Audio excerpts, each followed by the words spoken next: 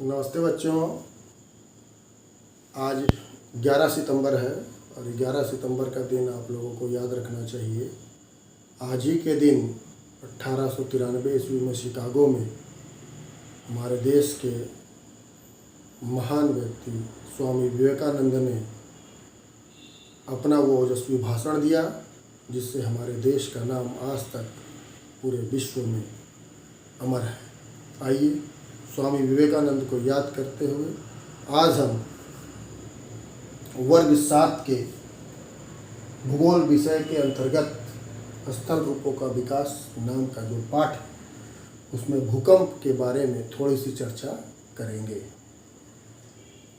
इसके अंतर्गत हम लोग आज भूकंप का अर्थ, भूकंप का कारण, भूकंप से संबंधित कुछ शब्दावली और भूकंप से हानि और उसके बचाव के बारे में थोड़ी बहुत चर्चा हम लोग करेंगे। भूकंप और ज्वालामुखी दो ऐसे शब्द हैं जो साधारण मानवों के जीवन में भय उत्पन्न करते हैं। भूकंप का नाम सुनकर भी हमारे अंदर भय उत्पन्न होता है और भय उत्पन्न होना स्वाभाविक भी है, क्योंकि भूकंप एक ऐसी प्राकृतिक आपदा है जिसके बारे में न तो कोई भविष्यवाणी की जा सकती है और न उससे बचने का कोई ठोस उपाय हमारे पास आज तक है। तो आइए इसी भूकंप के बारे में हम लोग थोड़ी सी जानकारी प्राप्त करते हैं। तो सबसे पहले हम लोग भूकंप का अर्थ को जानेंगे। भूकंप ये दो अक्षरों से मिलकर बना हुआ है। भूकंप, भू और कंप। भू का अर्थ होता है पृथ्वी और कंप का अर्थ होता है कांपना। इस प्रकार भूकंप का अर्थ हुआ पृथ्वी का कांपना। पृथ्वी जब कांपती है तो उसी को हम लोग भूकंप कहते हैं। अंग्रेजी में भी इसका नाम है अर्थक्वेक। अर्थ का मतलब हो गया पृथ्वी और क्वेक का मतलब हो गया कांपना। तो पृथ्वी जब कांपती है, हमारे पुराणों में, हमारे वैदिक ग्रंथों में ऐसा, या लोग इसे मानते हैं कि ये भूकंप जो आता है, ये पृथ्वी जो नाग के सिर के ऊपर जो खड़ी है, वो नाग जब हिलता है तो भूकंप आता है। लेकिन ये धारणाएं बिल्कुल एक मिथ्या है, एक अंधविश्वास है, जो कि विज्ञान ने अब सिद्ध कर दिया है कि भूकंप इन कारणों से नहीं आता है। आइए अब हम लोग भूकंप का कारण जानें कि भूकंप आने के क्या क्या कारण हैं। तो यहाँ पर 4 प्रमुख कारण लिखे हुए हैं। एक है प्लेटों की गति, दूसरा है ज्वालामुखी, तीसरा है भ्रंश और चौथा है जलीय भार। तो प्लेट की गति, जैसा कि हमने आपको पहले बतलाया कि हमारी पृथ्वी जो है वो 6 प्रमुख प्लेटों और 26 छोटी छोटी प्लेटों से मिलकर बना है और ये प्लेटें लगातार गतिशील रहती हैं। और ये प्लेटें जब गति करती हैं और एक प्लेट जब दूसरी प्लेट से टकराती है तो उस समय भूकंप आता है, पृथ्वी हिलती है। जैसा कि आप देखते होंगे, यदि 2 चलती हुई गाड़ियाँ आपस में टकरा जाए या धक्का लग जाए तो उसके आसपास हम कंपन महसूस करते हैं। उसी प्रकार ये भी होता है। पृथ्वी पर जब 2 प्लेटें आपस में टकराती है तो उसके आसपास का जो क्षेत्र होता है पृथ्वी का, वहाँ पर कंपन महसूस होता है। दूसरा कारण है ज्वालामुखी।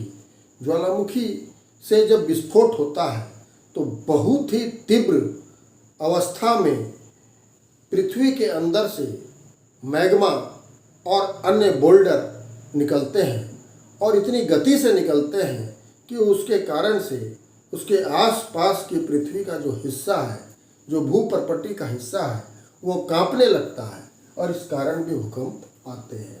तीसरा है भ्रंश।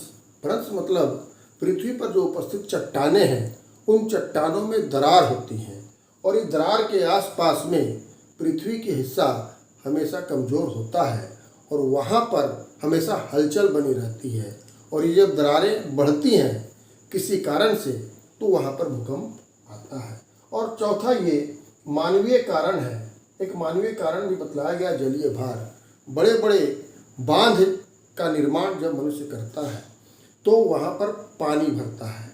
इस पानी का भार अत्यधिक होता है और यह पानी जो है रिस रिस कर जमीन के अंदर जाता है और इस पानी के भार के कारण भी उस स्थान पर कभी कभी भूकंप आते हैं।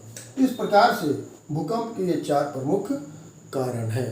अब ये भूकंप जो है, हमें लगता है कि भूकंप क्या है, भूकंप कहाँ आता है, इसका प्रभाव कहाँ और कैसे पड़ता है। तो आइए इसके बारे में हम लोग कुछ शब्दावली देखते हैं। ये चित्र आप लोग देख रहे हैं, ये भूकंप से संबंधित चित्र है। ये पृथ्वी का एक छोटा सा हिस्सा हमने दिखाया है। ये पृथ्वी के अंदर का हिस्सा है, ये पृथ्वी के ऊपर का हिस्सा है, भूपर्पट्टी का ये हिस्सा है।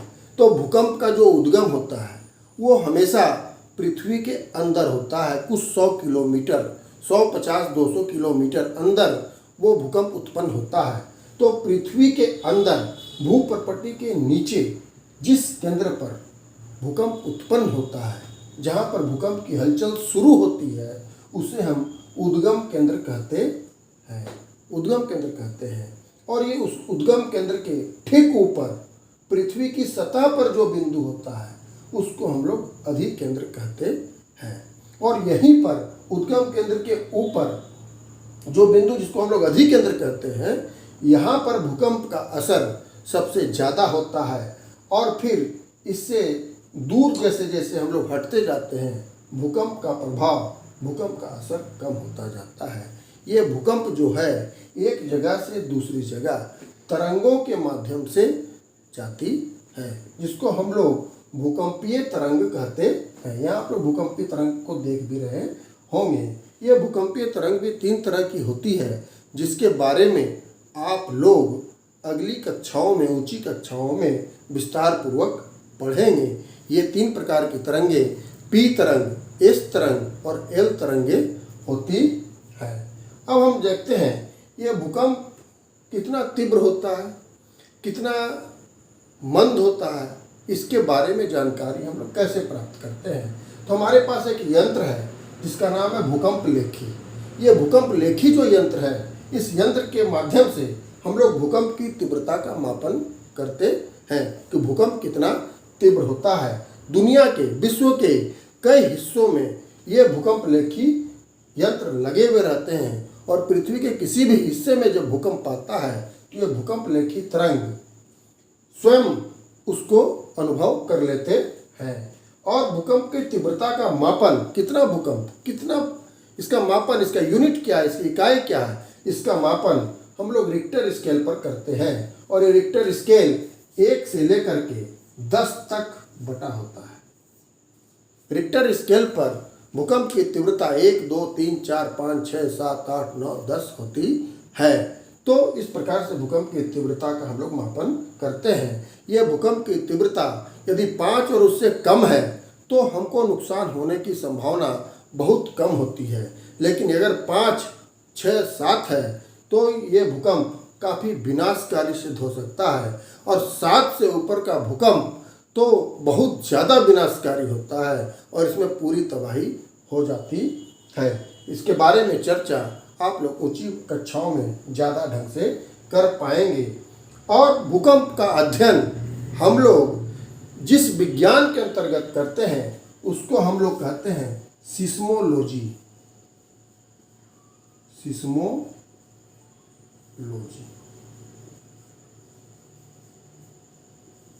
जिस प्रकार बायोलॉजी में हम लोग जीव जंतुओं, जीवित पदार्थों के बारे में अध्ययन करते हैं, उसी प्रकार सिस्मोलॉजी के अंतर्गत हम लोग भूकंप के विज्ञान के बारे में अध्ययन करते हैं।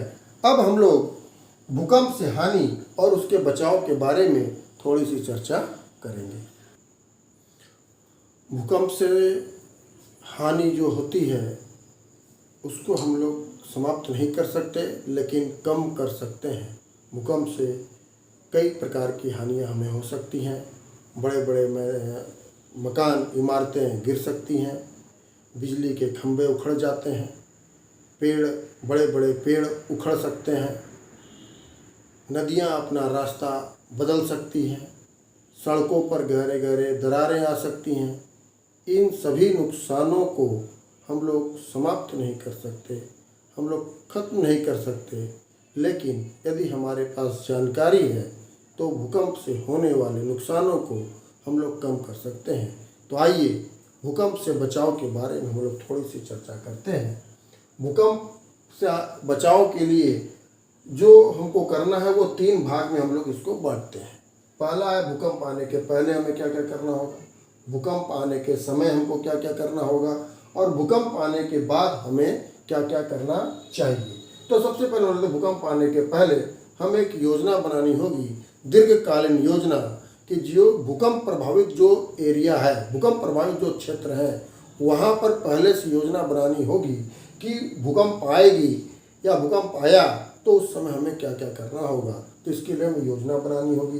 सुरक्षित स्थानों की पहचान लोगों को बतलानी होगी कि कौन कौन सी ऐसी जगह है जो हमारे लिए सुरक्षित है और भूकंप आने के दौरान हम उन सुरक्षित स्थानों की ओर जा पाएंगे। बीमा पॉलिसी, भूकंप आने पर धन जन की हानि होती है, इसलिए लोगों को भूकंप से धन जन की हानि होने के लिए बीमा पॉलिसी लेना चाहिए। और समय समय पर घर की जांच, भूकंप रोधी घर हमें भूकंप प्रभावित क्षेत्रों में बनाने हैं और समय समय पर उस घर के नींव की जांच विशेषज्ञों के द्वारा करवानी चाहिए। भूकंप आने के दौरान जैसा कि हमने यहाँ पर बतलाया, सुरक्षित स्थानों की पहचान हम जब पहले कर लेंगे तो भूकंप जैसे ही आएगा वैसे हम सुरक्षित स्थान की ओर जाएंगे। जैसे घर में अगर हम हैं तो कहाँ पर रहेंगे, दरवाजे के नीचे, दरवाजे के नीचे, दरवाजे के नीचे का जगह सबसे ज़्यादा सुरक्षित होता है। अगर वहाँ पर हम नहीं जा पाए तो दीवार से सटकर खड़े होंगे, वो एक सुरक्षित जगह हमारे लिए होती है। किसी पलंग या चौकी के नीचे हम घुस जाएंगे, वो हमारे लिए एक सुरक्षित जगह होती है। अगर हम बाहर हैं तो खुले मैदान की ओर हम जाएंगे, खुले मैदान पर हम खड़े होंगे। और अगर हम समुद्र के पास हैं तो समुद्र से नज़दीक न जाकर समुद्र से दूर ऊंची स्थान पर जाएंगे। भूकंप आने के बाद हम क्या करेंगे, सबसे पहले अगर चोट लगी है और हम निकल पाते हैं घरों से तो जाकर प्राथमिक चिकित्सा करवाएंगे, या प्राथमिक चिकित्सा का साधन हमारे पास है तो हम प्राथमिक चिकित्सा स्वयं करेंगे। संचार के साधनों का उपयोग करेंगे, हमारे पास मोबाइल है और अन्य कई संचार के साधन हैं, तो उससे जो सरकार की सुविधाएं हमें प्राप्त होती हैं वहाँ पर हम लोग सरकार की सुविधाओं का उपयोग करेंगे और भूकंप के बारे में, भूकंप से बचाव की जानकारी को प्राप्त करेंगे। बिजली की आपूर्ति को बंद कर देंगे। घर में यदि बिजली की आपूर्ति है तो तुरंत मेन स्विच को ऑफ कर देंगे और पूरे शहर की बिजली को भी ऑफ करवाना पड़ेगा। तो ये कुछ भूकंप से बचने के उपाय हैं। इन उपायों को अगर हम ध्यानपूर्वक देखेंगे तो हम भूकंप से होने वाले नुकसानों को कम कर सकते हैं। तो इस प्रकार आज के पाठ में हमने भूकंप के बारे में जाना, भूकंप क्या है, भूकंप कैसे आते हैं और भूकंप के बारे में क्या क्या शब्दावली है और भूकंप से बचने के क्या क्या उपाय हैं। अगले क्लास में, अगले वीडियो में हम एक और नई बात लेकर के आपके सामने आएंगे। तब तक के लिए धन्यवाद। घर में रहिए, सुरक्षित रहिए, बेवजह बाहर मत निकलिए। धन्यवाद।